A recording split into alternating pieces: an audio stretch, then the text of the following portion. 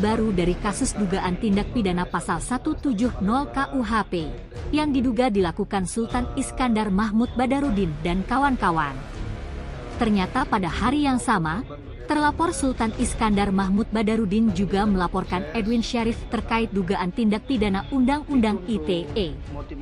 Mengenai kasus saling lapor pada Minggu 20 April 2025 di Polrestabes Palembang, Kapolrestabes Palembang, Kombes Pol Haryo Sugihartono melalui Kasat Reskrim, AKBP Andri Setiawan, membenarkan laporan tersebut. Menurut Andri, hingga kini kedua laporan itu masih dalam penanganan Satreskrim Polrestabes Palembang. Baik itu kasus mengenai tindak pidana 170 KUHP maupun Undang-Undang ITE, lanjut Andri, masih dalam proses yang dilakukan unit Satreskrim Polrestabes Palembang. Di mana untuk korban 170 KUHP dari informasi yang didapatkan pihaknya, bahwa korbannya ini pernah melakukan postingan di media sosial. Pihaknya akan mendalami laporan kedua pihak, baik laporan mengenai 170 KUHP maupun Undang-Undang ITE.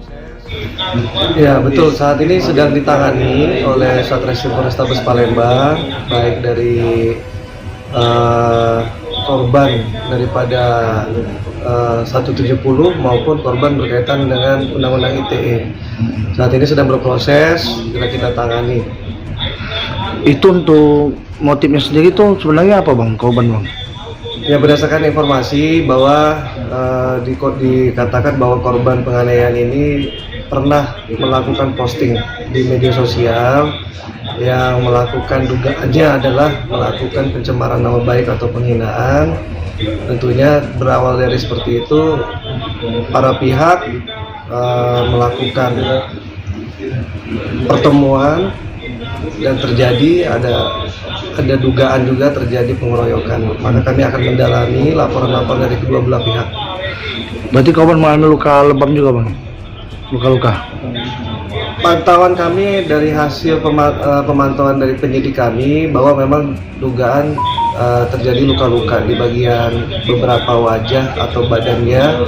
Tentunya kita harus melaksanakan visum dan nantinya saksi-saksi yang kira-kira mendukung terhadap peristiwa ini.